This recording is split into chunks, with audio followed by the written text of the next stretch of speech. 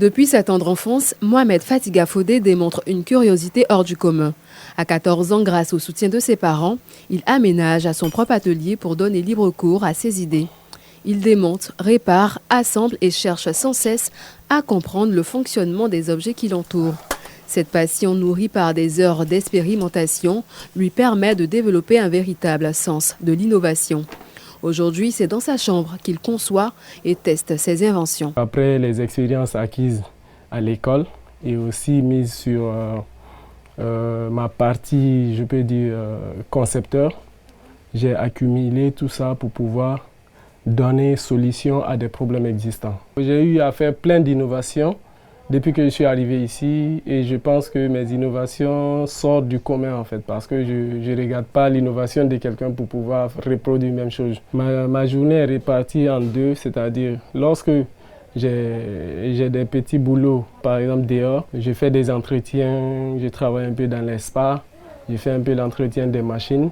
Et si je n'ai pas d'autres boulots, je passe tout le temps à la maison en train de bidouiller, en train de faire ce que j'aime faire. Au cours d'un stage à la centrale hydroélectrique de Kossou, à Yamoussoukro, Fatiga fait face à une contrainte. En tant que stagiaire, il ne peut manipuler les équipements.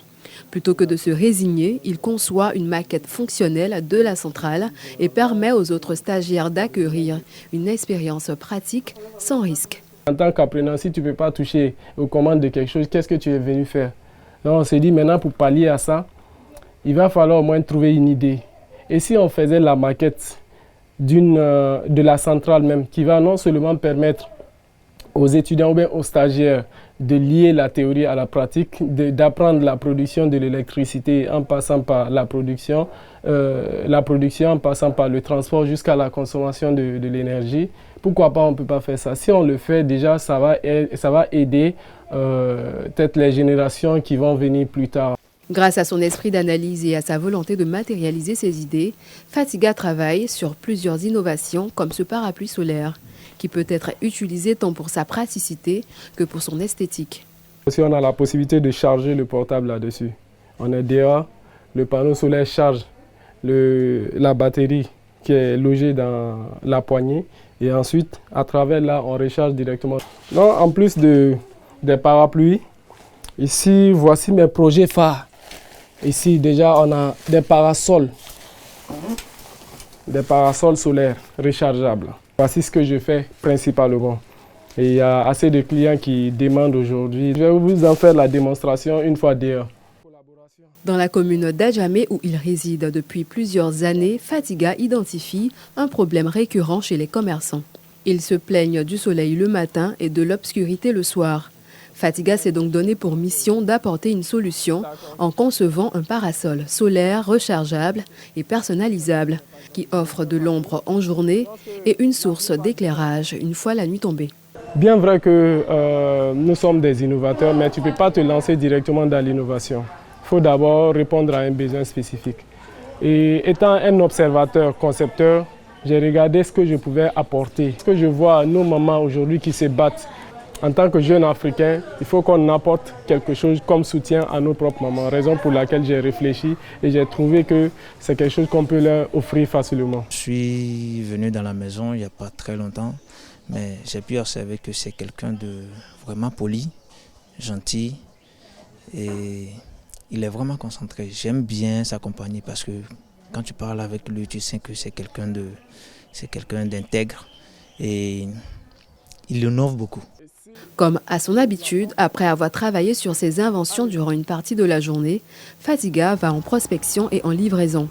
Mais avant, il marqua un arrêt chez ceux qu'il considère comme une seconde famille. C'est quelqu'un de bien sur tous les plans. Quand ça ne va pas, il dit carrément que ça ne va pas. On règle le problème tranquillement en famille. Il est un modèle pour la jeunesse à 100%. Il a pas mal de projets qui sont très bien, surtout ce projet de parasol là. Nous, on le soutient comme on peut. Mais si peut-être on a d'autres personnes ou une société même qui peut peut-être le parrainer, franchement ça sera bénéfique pour lui. Aujourd'hui, Fatiga doit livrer 2 parasols solaires, rechargeables et personnalisables. Et là, tu sors ça là. Attrape ça. Et là, on fait ça. Et ça, le deuxième fil là, ça c'est pour charger la batterie. Lorsque le jour se lève, tu enlèves ça et puis tu branches celui-là. D'ici le soir, la batterie est déjà chargée. Je trouve le parasol très bien, parce que comme ça permet de voir la marchandise très bien. Comme ça, si on te donne le billet, tu vois bien pour faire la monnaie. Fadiga ne veut pas se limiter à l'invention, il entend aussi impacter et améliorer le quotidien des autres. Son ambition, développer son entreprise et produire ses inventions à grande échelle. Et voici la différence. Celui-là, regarde, il y a un courant dedans ici, il suffit seulement d'éteindre et puis d'allumer. Là, tu peux brancher ton portable là-dessus. Voici un peu la différence, tu vois. Au moins, tu as 4 heures d'autonomie, tu peux vendre jusqu'à minuit comme tu veux. C'était ma dernière livraison du jour. Vraiment, j'ai assez de commandes et ça fait que je suis limité un peu dans la production parce que je suis seul pour le moment. Et aussi, on n'a pas les moyens pour pouvoir mettre une équipe en place qui va produire pour satisfaire la clientèle. Chaque invention de Mohamed Fatiga Fodé naît d'un simple constat avec une grande ambition. Rendre la technologie accessible et utile à tous. Et ce n'est que le début. Pour lui, tant qu'il y aura des problèmes à résoudre, il y aura toujours une nouvelle invention.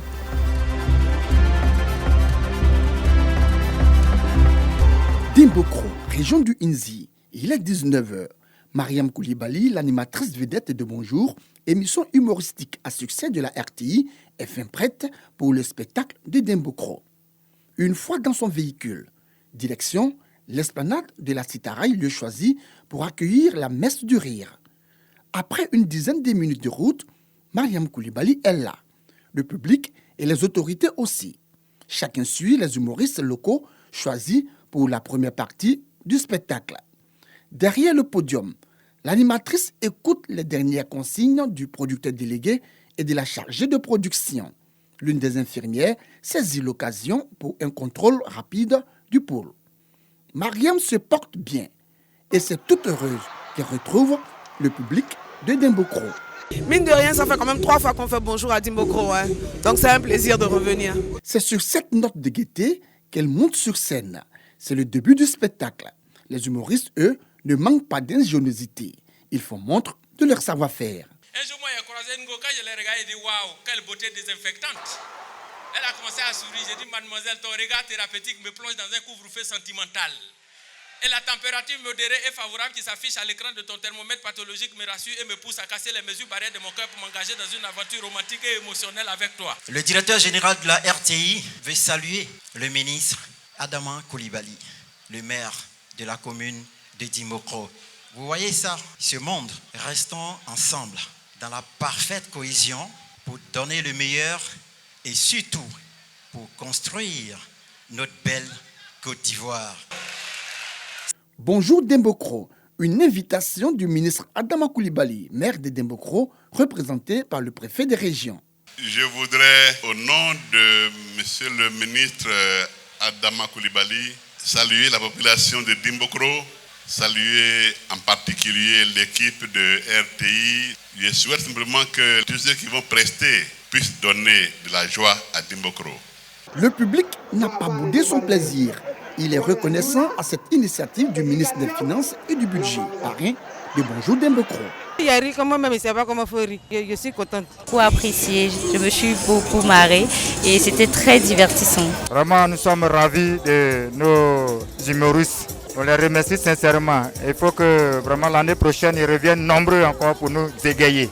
Ce sont des populations de Dimbokro satisfaites du spectacle qui réclament le retour de cette messe du rire de la radiodiffusion télévision ivoirienne en 2026.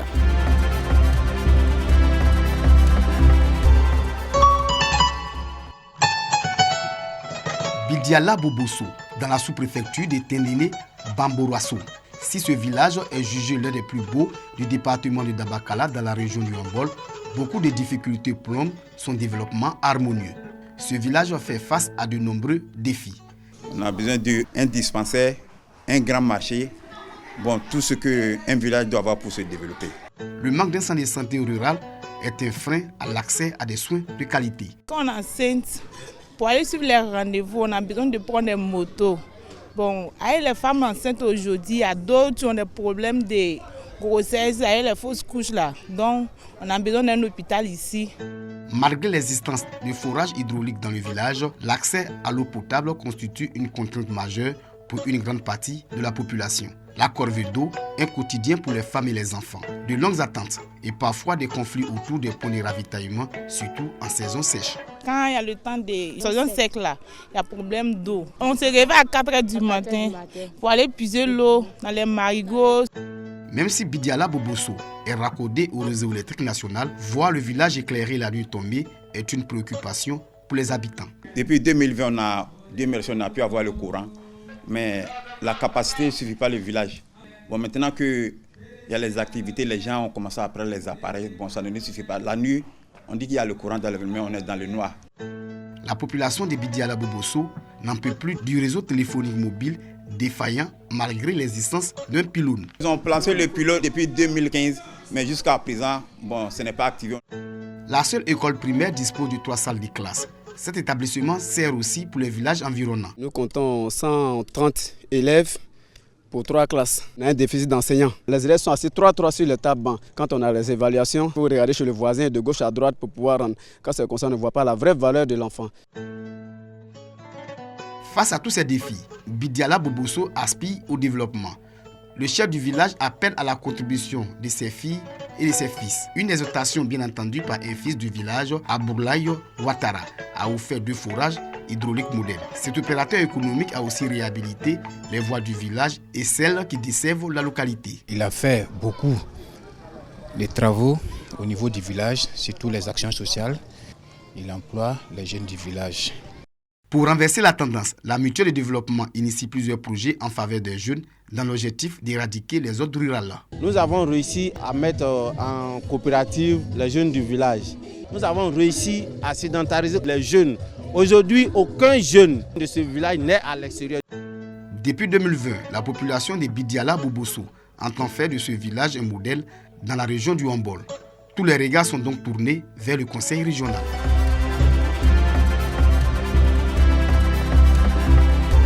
C'est une joie immense qui anime les populations du quartier Carrefour dans la commune de Dieucoué à l'ouest du pays.